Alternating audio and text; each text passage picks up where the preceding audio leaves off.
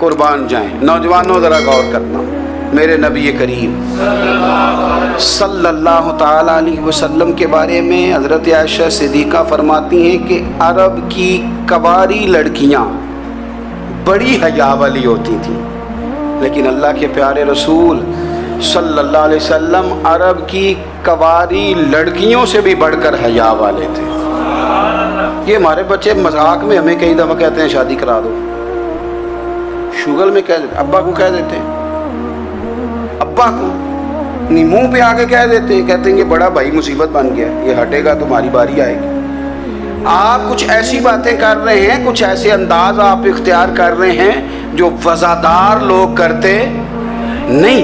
शर्मो हया से वो चीज़ें ठल जाती हैं जो बातें हमारे बच्चों की ज़ुबानों पर बेबाकी के साथ आने लगी हैं। ये जो हमारे लड़के बन संवर के निकलते हैं, ये जो मेकअप का खर्चा लड़कियों के बराबर लड़कों का होता जा रहा है, ये जो लड़के भी रात को चेहरे पर क्रीम लगा करके सोते हैं, ये बता सकते हैं कि मकासद क्या है? बता सकते हैं? यानी बच्चे भी बगैर शैम्पू के बाल नहीं धोते, मसलन क्या करना है आपने उसका, बड़ी बड़ी कीमती चीज़ें जो हैं वो आपने रखी हुई हैं, मकसद क्या है? ये जो हमारे बच्चे बन संवर के निकल रहे हैं तो क्या दावत दे रहे हैं सोसाइटी को? शार्ट निकड़े पहन के जो निकले हुए हैं, उरियां लिबास पहन के निकले हुए हैं। इकबाल ने कहा था, दियार मशरिक हवस में गलता, शबाब उरियां शराब इसियां, जिसे भी देखो गरी के इसियां, हम ऐसी तहजीब क्या करेंगे? शबाब उरियां, तुमने अपनी जवानी नंगी कर डाली है सारी माज़अल्लाह। किन मकासद के लिए? मैं वो आदाद व शुमार बता नहीं सकता। हमारे यहाँ गंद सस्ता हो गया है, लोगों ने गुनाह तक पहुँचना आसान बना दिया है। आप देख लें गंदगी दरवाजे पे और गंद मोबाइल में, कैसे बचाएं इन बच्चों को? क्या करें? कलेजे फटते। कभी बातें सोचते हैं तो सोचते हैं आने वाली नस्ल को कहाँ ले जाएं, कहाँ छुपाएं, क्या ऐसा करें कि ये बच जाएं, खुदारा कुर्बान जाएं हज़रत उस्मान गनी पर। मुसन्नफ़ इब्न अबी शैबा में सहाबा फरमाते हैं हज़रत उस्मान गनी ना बड़े मालदार थे। माल आता है तो लोग अय्याश नहीं हो जाते, माल आता है तो लोगों की ख्वाहिशात बहुत बढ़ नहीं जाती। बड़े मालदार थे, मालदार भी थे और सोने भी बड़े थे। हज़रत उसामा बिन ज़ाद कहते हैं मैंने ज़िंदगी में इतना सोना बंदा नहीं देखा जितने हज़रत उस्मान गनी खूबसूरत थे, पैसा भी हुस्न भी। लेकिन फरमाते हैं कि हज़रत उस्मान गनी सबसे बढ़कर अपनी शर्मगाह की हिफाजत करने वाले और सबसे बढ़कर सिला रहमी करने वाले, रिश्तेदारों से अच्छा सलूक करने वाले, हया वाले, शर्म वाले, पाकीज़गी वाले। आपका ज़हन है, आप सुबह उठते ही ज़हन बना लें कि मैंने आज इतना सबक पढ़ना है, आज इतनी तफसीर देखनी है, इतनी इबादत करनी है, फ़लानी नात मैंने देखनी है, फ़लाँ खैर का काम करना है, फ़लाँ आदमी के साथ नेकी करनी है। सुबह ज़हन बना लें, आपका ज़हन वही काम करने लगेगा। लेकिन अगर सुबह उठते ही ज़हन में गंदगी है, रात को सोते ही माज़अल्लाह ज़हन में वसवसे हैं, तो फिर सारा दिन वही चक्की चलेगी, वही अंदाज रहेगा। थोड़ा सा आपको इसकी निगरानी करनी है, थोड़ा सा। फाशी उरियानी ये तेज़ी से फैल रही है, तेज़ी से गंदगी लोग कशीद करके लाते हैं। और हया का मतलब सिर्फ इतना ही नहीं है, आप ज़िना और बदकारी से बचें, आप अपनी ज़ुबान को भी हया वाला बनाएं। कोई कच्चा कमज़ोर जुमला, गंदी बात, गाली कभी भी ज़ुबान पे ना आए।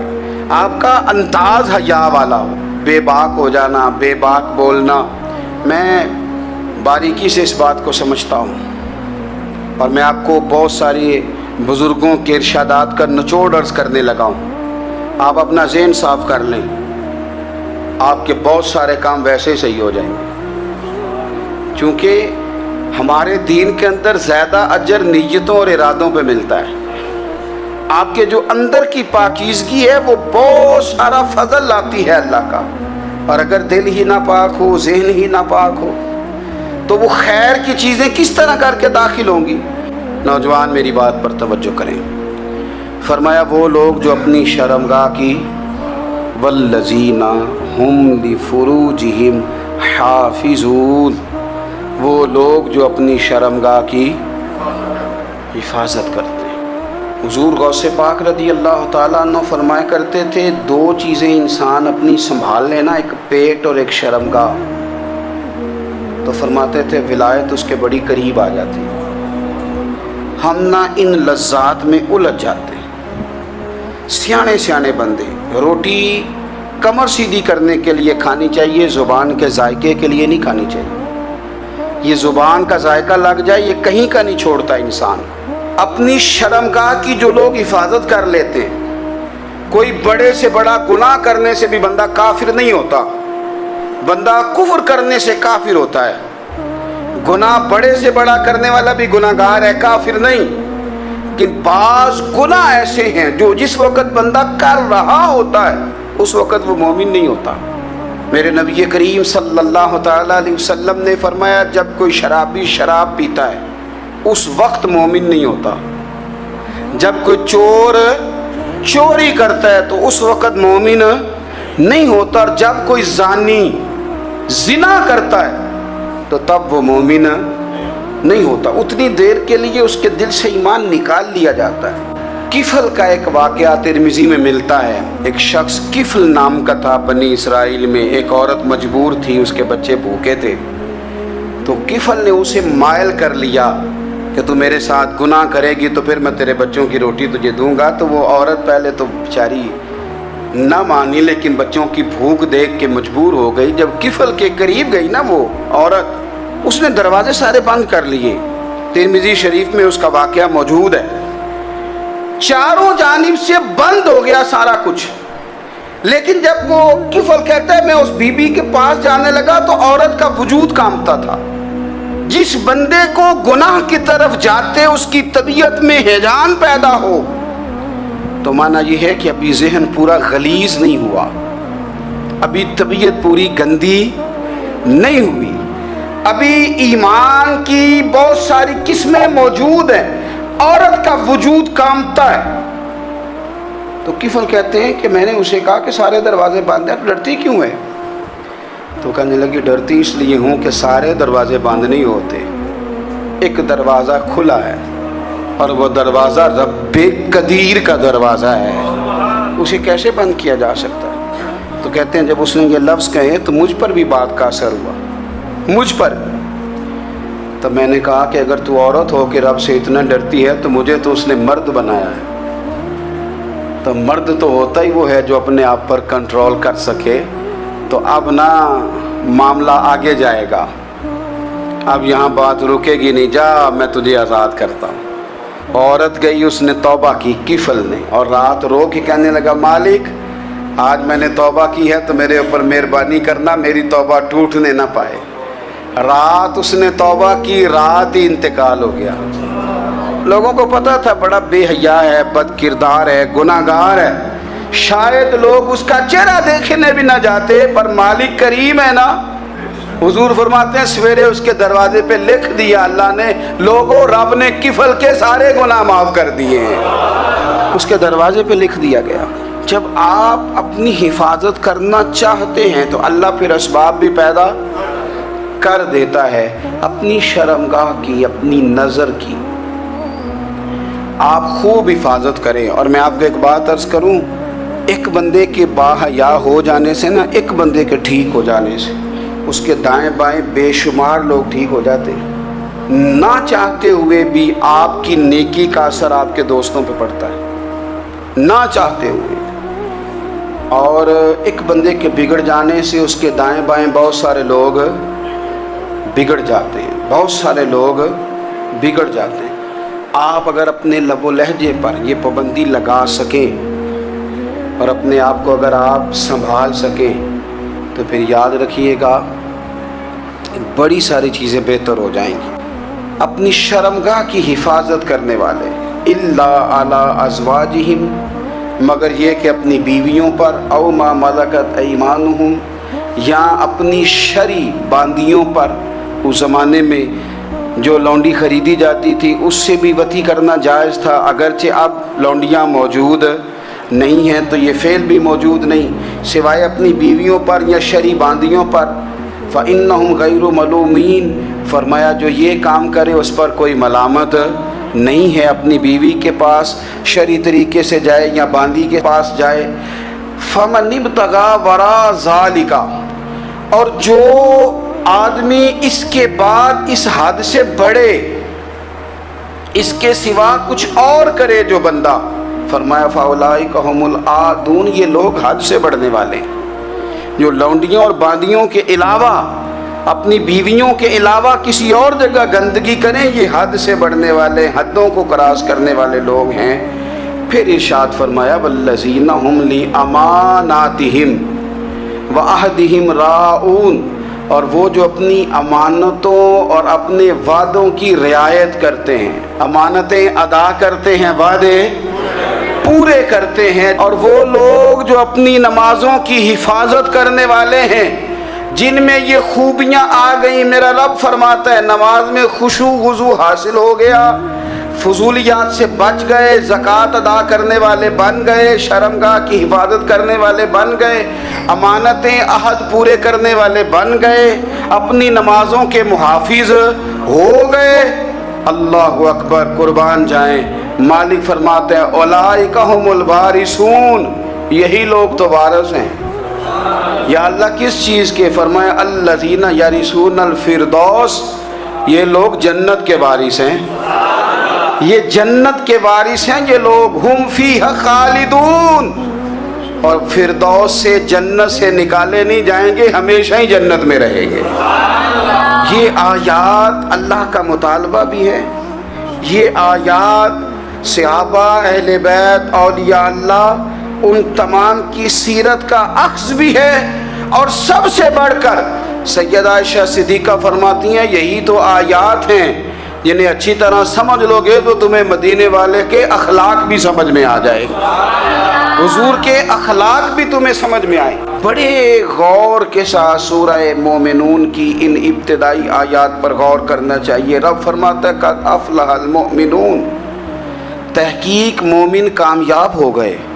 कौन से मोमिन? अल्लज़ीना हुम फ़ी सलातिहिम खाशिऊन, वो जो अपनी नमाज़ों में गिड़गिड़ाने वाले हैं, खुशू के साथ, आजिज़ी के साथ, इनकिसारी के साथ, ज़ौक़ के साथ नमाज पढ़ने वाले हैं। देखिए कुरान ने ये नहीं कहा शुरू में कि वो लोग अपनी नमाज पाबंदी से पढ़ते हैं, बल्कि फरमाया वो नमाज़ों में आजिज़ी करते हैं, वो नमाज में खुशू करते हैं, वुज़ू करते हैं। नमाज हम भी पढ़ते हैं, ढेर सारे लोग हैं जिनका ये मुतालबा है कि मेरा नमाज में दिल ही नहीं लगता। पहली बात तो ये है कि दिल ना भी लगे तो नमाज फिर भी पढ़नी है, और दूसरी बात ये है कि दिल लगाने को भी तो कुछ इंसान के पास चीज़ें होनी चाहिए ना, कोई ज़रूरियात होती हैं। सबसे पहली बात ये कि मसला नमाज का नहीं, मसला अहमियत का है। आपने अल्लाह तबारक व तआला की ज़ात की, रब करीम के जलालत की जितनी ज़्यादा अहमियत अपने दिल में महसूस कर ली, उतना ही नमाज की तरफ तवज्जो आपकी बढ़ जाएगी। आप सादी सी मिसाल है, गौर कर लें, जितना आप अपने उस्ताद को प्रोटोकॉल देते हैं, जितनी इज्जत करते हैं, उतना ही वक्त पे आप उनके पास पहुंच भी जाते हैं। अगर आपके दिल में अहमियत नहीं है तो आप टाल देंगे, और जिस उस्ताद की अहमियत है उसके फ़ोन की घंटी बजते ही फ़ोन भी उठाया जाएगा, और बात पूरी मुकम्मल भी नहीं होगी तो कहा जाएगा जैसे आप कहेंगे, और जो वक्त वो देंगे उनसे 10 मिनट पहले पहुंचने की कोशिश भी की जाएगी। बस समझ लें दिल लगने ना लगने का मसला नहीं, अहमियत का मसला है। आप जितनी अपने मालिक की बारगाह की अहमियत समझ लेंगे, उतना ही वक्त पे मस्जिद आएंगे, उतना ही शौक़ से नमाज पढ़ेंगे। दूसरी बात, नमाज के तर्जुमे पे गौर करें। आप यकीन करें अगर नमाज का तर्जुमा हमें आ जाए ना, तो हमें तो यूँ लगे कि हम तो अपने मालिक की बारगाह में अर्ज़ो मारूज़ करने हाजिर हुए हैं। ये सूरह फातिहा ही देख लें आप, हुजूर फरमाते हैं, रब फरमाता है सूरत फातिहा आधी मेरी है आधी मेरे बंदे की है। जब उसने कहा अल्हम्दुलिल्लाह रब्बिल आलमीन अर्रहमानिर रहीम मालिकी यौमिद्दीन इय्याका नअबुदु व इय्याका नस्तईन, जब यहाँ तक वो लफ्ज़ कहता है तो ये हिस्सा मेरा था। उसने अपने रब की तारीफ़ की, और जब कहा ना उसने इहदिनस सिरातल मुस्तकीम, اب بندے نے التجائیں شروع کر دی. اس نے کہا کہ مالک بھی تو ہے, رحمان بھی تو ہے, رحیم بھی تو ہے, عبادت بھی تیری کرتے ہیں تو مدد بھی تو تجھی سے مانگنی ہے. اب مہربانی فرمانا اہدنا الصراط المستقیم, ہمیں سیدھا راستہ دکھا دے. صراط الذین انعمت علیہم, ان لوگوں کا راستہ دکھانا جن پر تو نے انعام کیا ہے. غیر المغضوب علیہم ولا الضالین, ان کے راستے پہ نہ چلانا جن پر تیرا غضب ہوا, جو گمراہ ہو گئے ان کے راستے. تو نماز میں جب ترجمے پر آپ کا غور ہوتا ہے تو آپ کا تو دل خود بخود لگ جاتا ہے, شوق بڑھ جاتا ہے آپ کا. تو اتنی چیزیں ہم زندگی میں یاد کرتے ہیں, تو اگر ترجمہ بھی نماز کا یاد کر لیں اور پھر شوق سے پڑھیں تو آپ یقین کریں طبیعت کھینچی چلی آئے گی. ہمارے یہاں کچھ لوگ نماز پڑھتے ہیں پر بڑی لاپرواہی سے پڑھتے ہیں, کبھی ادھر دیکھتے ہیں, کبھی ادھر دیکھتے ہیں, کبھی بال سہلاتے ہیں. وہ میں نے دیکھا ہے سجدے جا رہے ہیں تو سیانے بندے کبھی کپڑے کو چھیڑ رہے ہیں, کبھی جگہ کو چھیڑ رہے ہیں. میرے نبی کریم صلی اللہ تعالی علیہ وسلم نے فرمایا ان لوگوں کا کیا حال ہے جو اپنی نماز میں نظریں آسمان کی طرف اٹھاتے ہیں, رکوع سے اٹھے تو اوپر دیکھنا شروع کر دیا, کیا حال ہے ان کا. اور پھر حضور نے ایک موقع پر تو سختی فرمایا جو نماز پڑھتے اپنی نظریں آسمان کی طرف اٹھاتا ہے وہ باز آ جائے, ورنہ ایسا نہ ہو کہ رب اس کی آنکھیں ہی چھین لے. وہ باز آ جائے اس کام سے. خشوع کے ساتھ نماز پڑھے, عاجزی کے ساتھ نماز پڑھے, اس کا دل لگا ہوا ہو نماز کے اندر. میرے نبی پاک صلی اللہ تعالی علیہ وآلہ وسلم کے غلام حضرت انس بن مالک رضی اللہ تعالی عنہ فرماتے ہیں کہ رسول پاک صلی اللہ علیہ وسلم نے مجھ سے فرمایا تھا کہ بیٹے نماز میں ادھر ادھر دیکھنے سے بچو, کیونکہ فرمایا نماز میں ادھر ادھر توجہ کرنا یہ بندے کو ہلاک کر دیتا ہے. ہلاکت ہے اس میں اگر تم نے ادھر ادھر توجہ ہوگی. نماز تم مالک کی بارگاہ میں کھڑے ہو اور تم دیکھ ادھر ادھر رہے ہو. تو ایک تو نماز عاجزی کے ساتھ. پھر فرمایا والذین ہم عن اللغو معرضون, وہ لوگ جو فضول باتوں سے, لغویات سے اپنا منہ پھیر لیتے ہیں, فضولیات سے. ہمارے ہاں نا بہت سارے لوگ ایسے ہیں جو بلا وجہ ان چیزوں میں دلچسپی لیتے ہیں جو ان کے مطلب کی نہیں ہے. ان کے مطلب کی مطلب آپ کسی سے ملیں کہتے ہیں کیا حال ہے, ٹھیک ہے جی. بچوں کا کیا حال ہے, ٹھیک ہے. بچے کتنے ہیں؟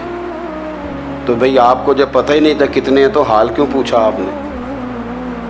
آپ کرتے کیا ہیں, آپ کا بڑا بھائی کیا کرتا ہے, چھوٹا بھائی کیا کرتا ہے, ابا جی کیا کرتے ہیں. بھئی آپ کے مطلب کی بات نہیں, آپ مطلب کی مقصد کی بات کریں. بے مقصد باتوں میں الجھنے کی ضرورت نہیں ہے. دیکھیں اپنا ادارہ میں چلاتا ہوں, اپنا گھر آپ چلاتے ہیں, اپنی ڈیوٹی آپ کرتے ہیں. آپ کو زیادہ بہتر پتہ ہے کہ آپ اپنا گھر کیسے چلا رہے ہیں.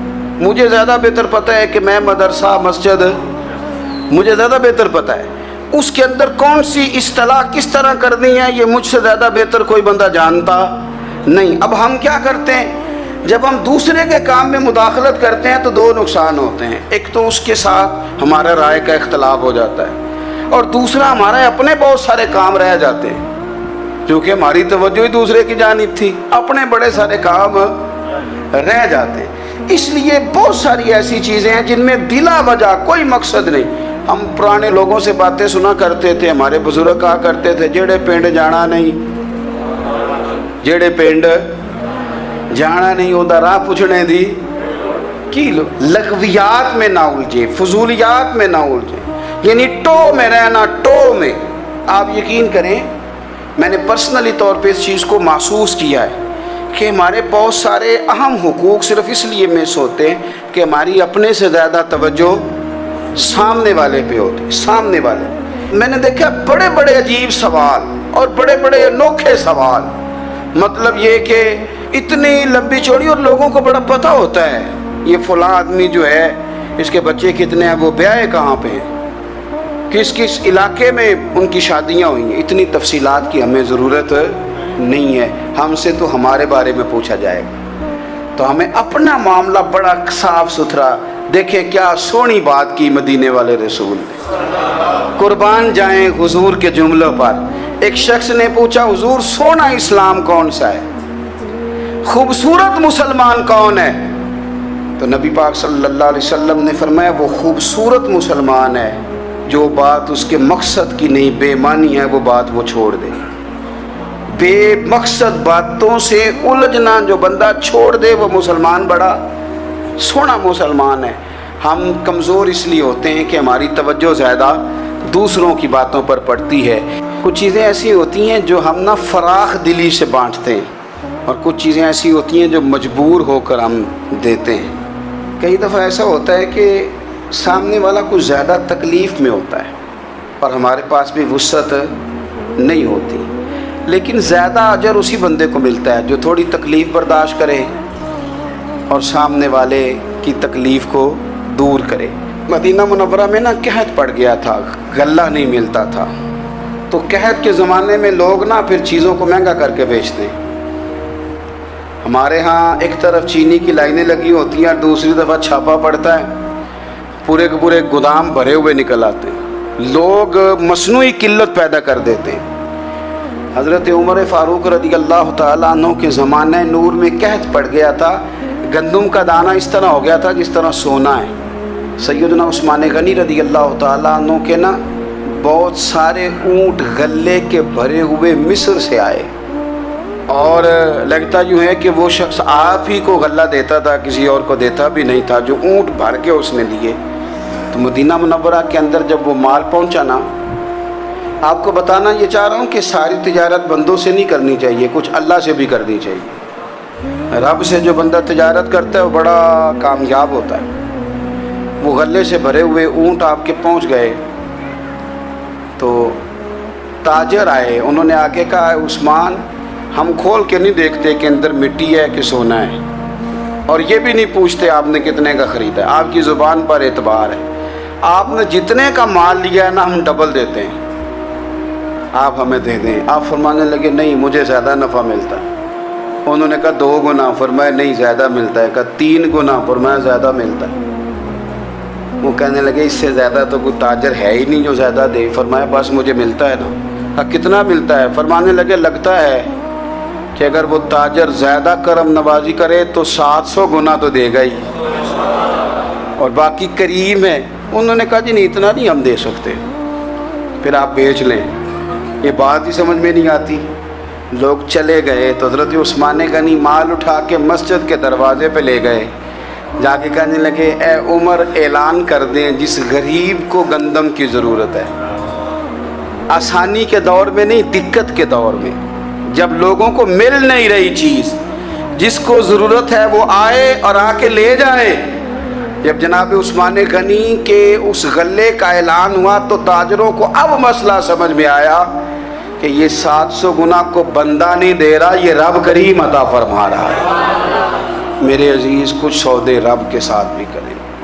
اگر کوئی بڑا ضرورت مند دروازے پہ آ جائے نا تو پھر اپنا نفع نقصان نہیں سوچنا، پھر تو رب کے ساتھ تجارت کرنی ہے۔ ضرورت مند کی ضرورت کا لحاظ کرنا یہ نہ مسلمانوں کے ایک دوسرے کے قریب کرے گا۔ ہم کون ہوتے ہیں کسی کی حاجت پوری کرنے والے، ضرورت پوری کرنے والے؟ کرنے والا تو اللہ ہے۔ تو اگر رب ہمیں کبھی وسیلہ بنائے، ذریعہ بنائے، تو پھر ہمیں ذرا نا خوش دلی سے بننا چاہیے، ذوق اور شوق سے بڑھنا چاہیے، پھر ہمیں کمزور نہیں پڑنا چاہیے۔